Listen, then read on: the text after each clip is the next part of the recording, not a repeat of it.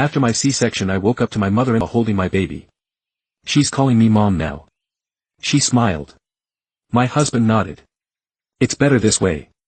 2 weeks to move. I whispered, you'll regret this. Hours later. The hospital security footage was released and they were dragged away in handcuffs. I never thought I would wake up after childbirth to find another woman trying to take my place. I had an emergency C-section at Mount Sinai Hospital in New York City. Everything happened so fast. 1 minute I was being rushed into surgery, the next I was drifting in and out of consciousness. The voices of nurses echoing somewhere in the background. The baby's here. It's a girl, she's healthy. Then silence. I don't know how long I was out. It could have been minutes or hours, but when I finally opened my eyes, the first thing I saw wasn't my baby in my arms. It was Joyce, my mother-in-law, and she was holding my daughter like she was hers. I was groggy, my whole body felt heavy, my arms numb, my stomach tight from the stitches. The room smelled sterile, the beeping of the monitor steady. I tried to lift my head, but my body wouldn't cooperate. Joyce sat in a chair next to my hospital bed, rocking my baby gently, too gently, like she had been doing it for hours. She looked down at my daughter with something I can only describe as ownership. She turned to me and smiled a real warm, motherly smile. But it wasn't for me. She's calling me mom now, she said softly, brushing her fingers over my baby's cheek. My brain struggled to catch up before I could even process what was happening, someone stepped into my peripheral vision. It was Mark, my husband. He stood next to Joyce, arms crossed over his chest, avoiding my gaze. It's better this way, he said. His voice was calm, too calm, like this was normal, like I had already agreed to it. My stomach twisted, my head pounded my baby.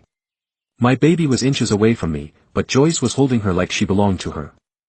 I tried to move my arms. They were weak. I tried to sit up. My body refused. I forced my lips to move. My voice came out hoarse, barely above a whisper. You'll regret this. Joyce smiled again as if I had said something adorable. She cradled my daughter closer, humming softly like I wasn't even in the room. The first nurse who came to check on me, her name tag said Olivia, noticed something was off right away. How are we feeling, Mom? She asked before I could answer. Joyce laughed. Oh, she's fine, Joyce said, still rocking my baby. She just needs rest. Olivia's polite expression didn't change, but I saw the shift in her eyes. She looked at me.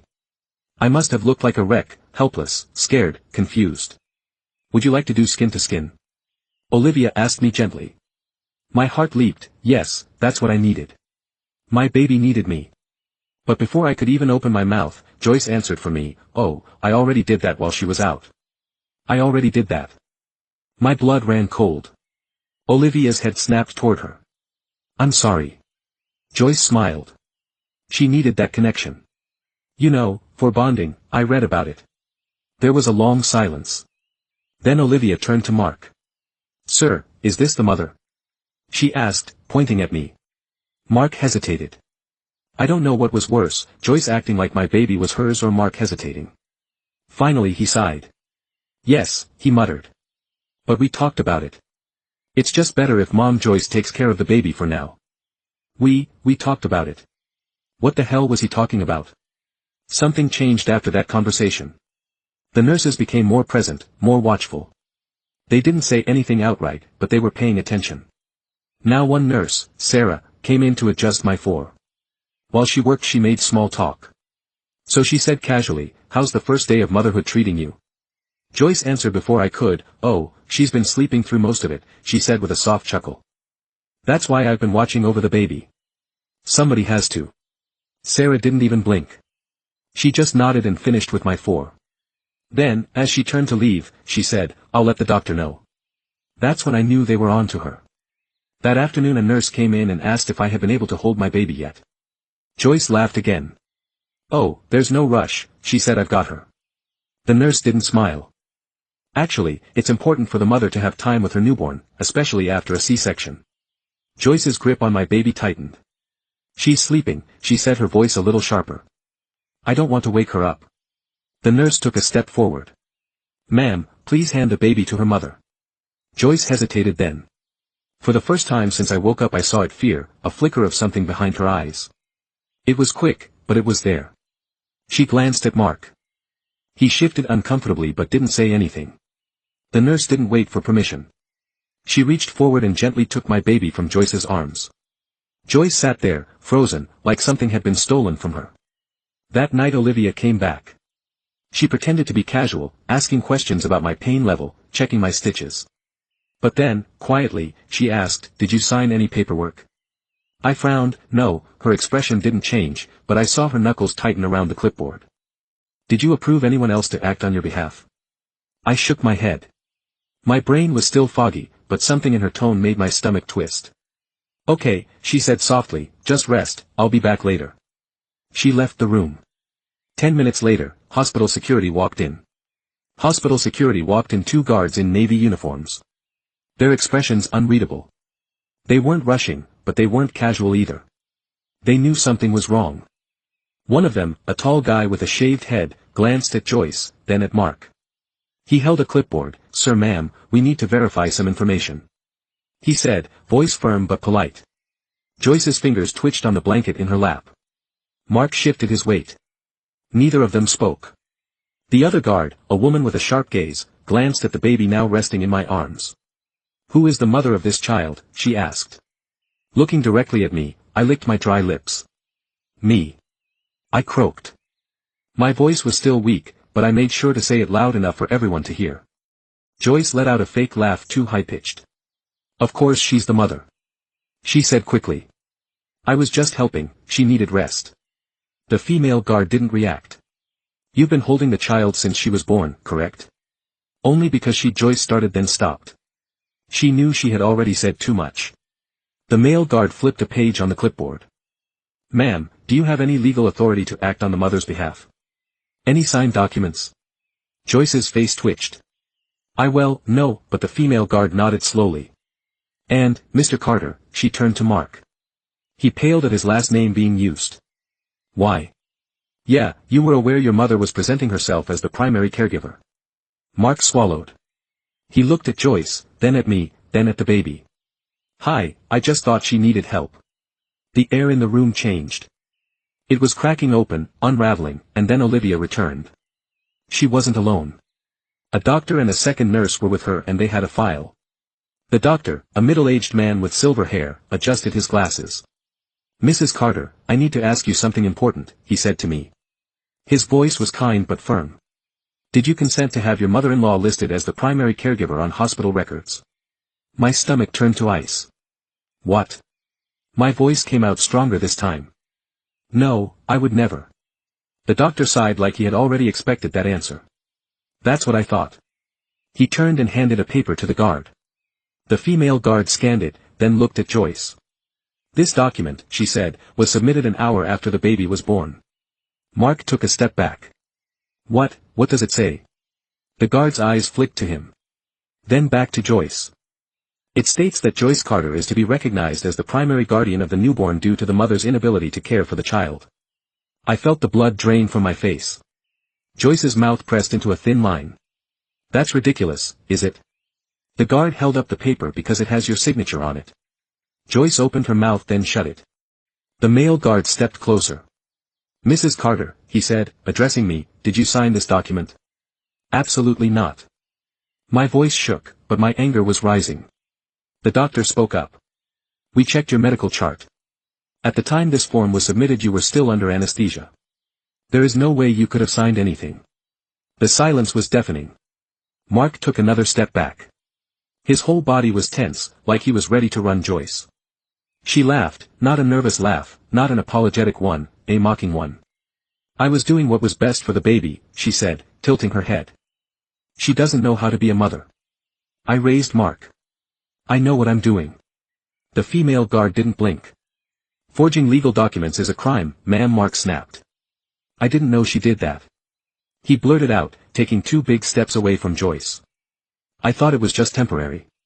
She told me it was just for the first few days." Joyce whirled on him, "Shut up, Mark." But Mark had already stepped into survival mode. He was pale, sweating.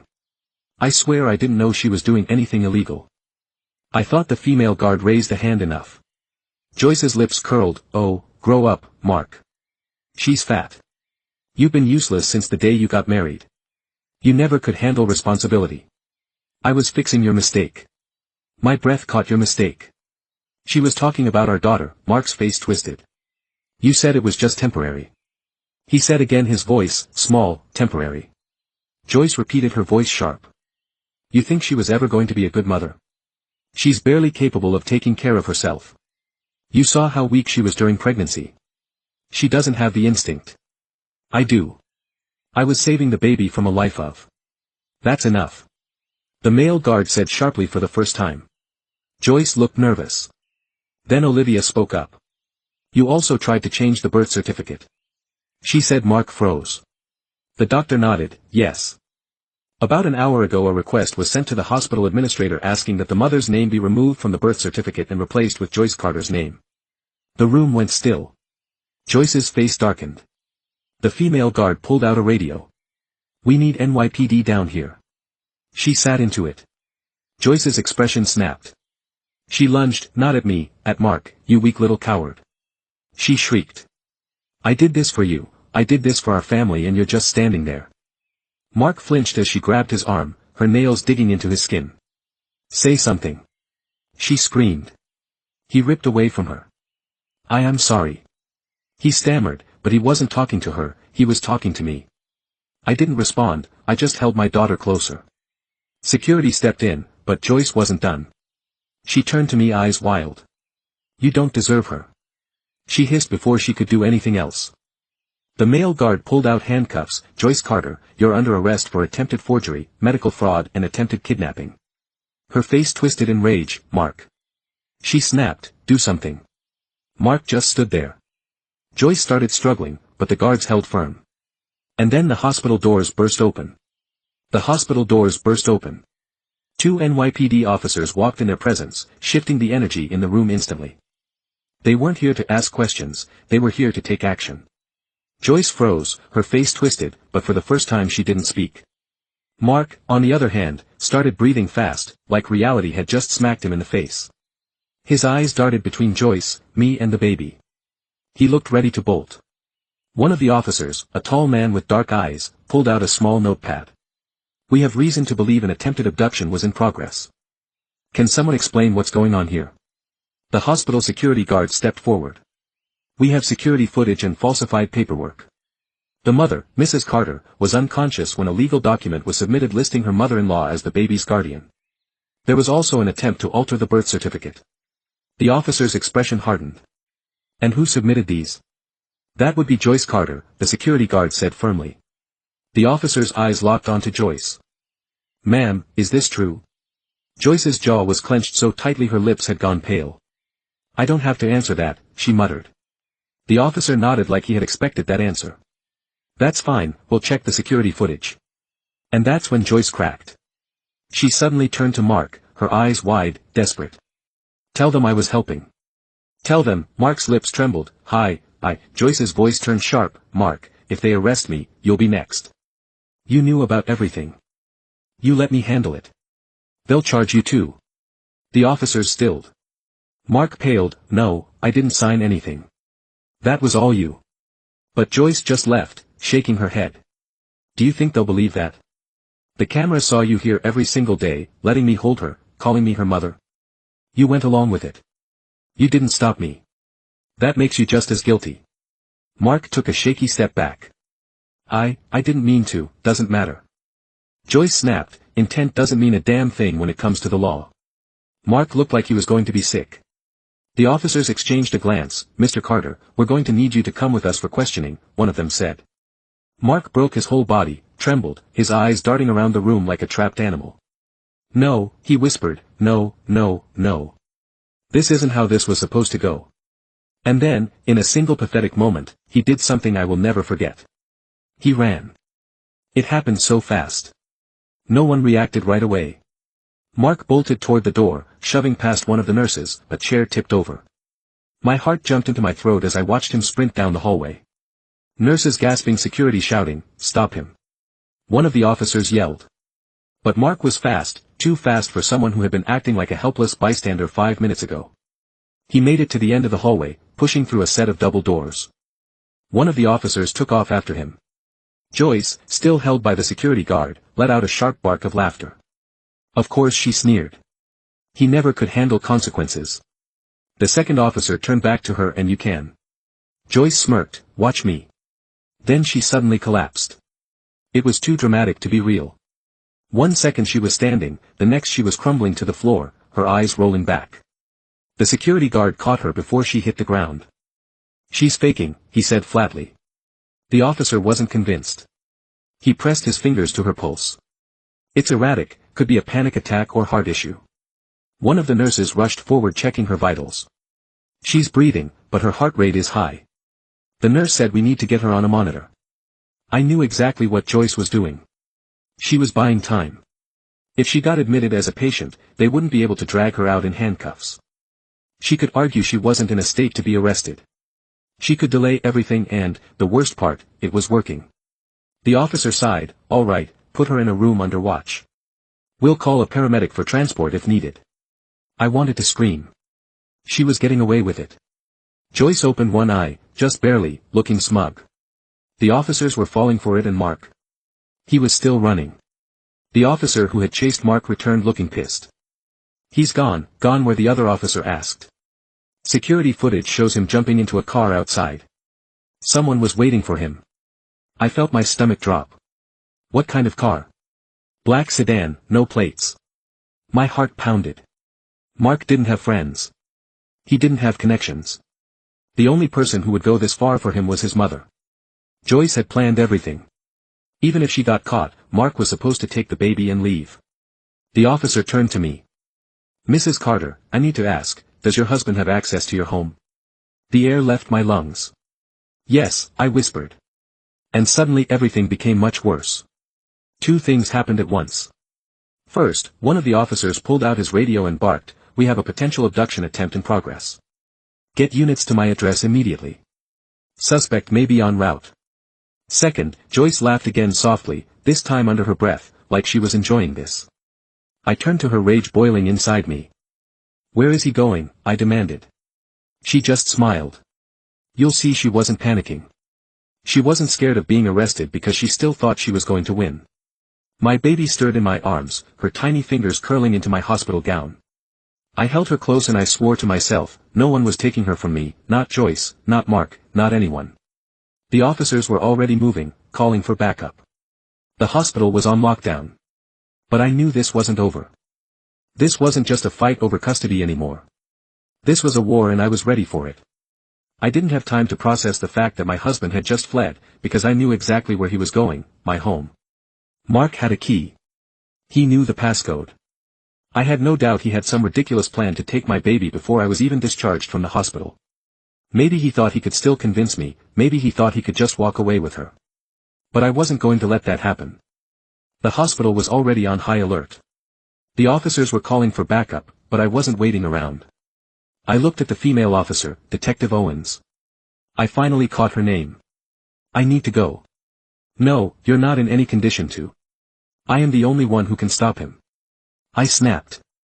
Owens studied me then nodded, let's move. They wheeled me to the hospital exit while another officer ran ahead to get a police car ready. My stitches burned, my body felt weak, but adrenaline kept me upright. As we neared the doors, I glanced back. Joyce was sitting on a hospital bed, still pretending to be fragile. But when she met my eyes she smiled, not in fear, not in regret, but in confidence, because in her mind she had already won. The drive felt like forever. Owens was gripping the wheel tightly, her jaw set. If he's inside, we have the right to detain him. We'll handle it. I wasn't sure what to say. I had no idea what I would find when we got there. Mark had run, he had help, but why? Why was he so desperate? When we finally pulled up to my apartment building, my heart stopped. The front door was wide open. A police car was already there. Another detective, someone I hadn't seen before, was standing on the steps talking to a neighbor. Owens parked and we jumped out. Did you see him? Owens asked the other detective. Yeah, he ran inside about 5 minutes ago. He's still in there. My hands were shaking. I didn't even realize I was moving until I was already at the front door, and when I stepped inside I heard it, a baby crying. I ran down the hallway, ignoring everything else, and then I saw him. Mark was standing in the nursery holding a bag, my daughter's blanket tucked under his arm. He wasn't holding her, thank God, but he was packing like he thought he had a chance to take her. Mark, he froze. He turned slowly, his face, pale eyes wide. You weren't supposed to be here yet, he stammered. I took a step forward. What the hell are you doing? Mark dropped the bag. I was just. He swallowed, I thought, say it. I snapped, his lips trembled. His whole body shook. I thought we could leave before the police got here, he finally whispered. My stomach turned. There, it was the real plan. He wasn't just helping Joyce, he had been in on it the entire time. Mark's hands balled into fists. She told me you'd understand. He blurted out. She told me you'd see. Reason. My voice cracked. Reason for what? Mark stealing my baby? Mark flinched, it wasn't like that. Then explain it to me. I spat. Explain how you and your psychotic mother planned to erase me. Explain how you were going to take my daughter while I was still in a hospital bed. Explain how this isn't the most disgusting betrayal I've ever seen. He was breathing hard. She said you couldn't do it. He whispered. She said you'd struggle. You were sick the whole pregnancy. You could barely stand some days. She said you wouldn't be able to take care of her. She said it would be easier this way. I left, not because it was funny, because I had no other reaction left. She said, I repeated bitterly, you let your mother convince you that your own wife, your own daughter's mother, didn't deserve to be a parent. Mark opened his mouth, then snapped it shut because he knew. He knew there was no excuse for this. I took another step forward, my voice dropping. Tell me the truth, Mark. He swallowed his eyes, darted toward the doorway, toward Owens and the other detective standing just behind me. You weren't supposed to wake up so soon, he whispered. There it was the real truth. My heart stopped. Mark looked down, avoiding my gaze. She gave you something, he muttered after the surgery. She said it would make you sleep longer, just for a day or two. I went cold. She drugged me. My voice barely worked. Mark's breath came out shaky. She said it was just so you could rest. She told the nurses it was routine. I couldn't move, I couldn't breathe, because this wasn't just manipulation anymore. This was planned. She had drugged me to keep me weak, to keep me from waking up and stopping her. And Mark had let it happen. A deep voice spoke from behind me. That's all we needed to hear. Mark's head jerked up. The detective pulled out his cuffs. Mark Carter, you're under arrest for attempted abduction, conspiracy and accessory to fraud. Mark panicked. Wait, no, I didn't. The officers moved fast. Mark tried to run again, but this time he didn't make it. 2 steps before Owens took him down. In seconds he was on the ground, face pressed against the hardwood, hands locked behind his back. I just stood there watching as the man who had promised to love me, protect me, build a family with me was dragged out of my home in handcuffs, and then I collapsed into the crib, gripping the edge for support. My baby was safe. I was safe, but something inside me was shattered beyond repair. Joyce was charged with medical fraud, attempted abduction and falsifying legal documents. Mark was charged as an accessory. I filed for sole custody immediately and I won. The divorce was quick. I never saw either of them again, and yet their betrayal never left me, because they didn't just try to take my baby, they tried to erase me, and for the rest of my life I would always remember. I woke up just in time.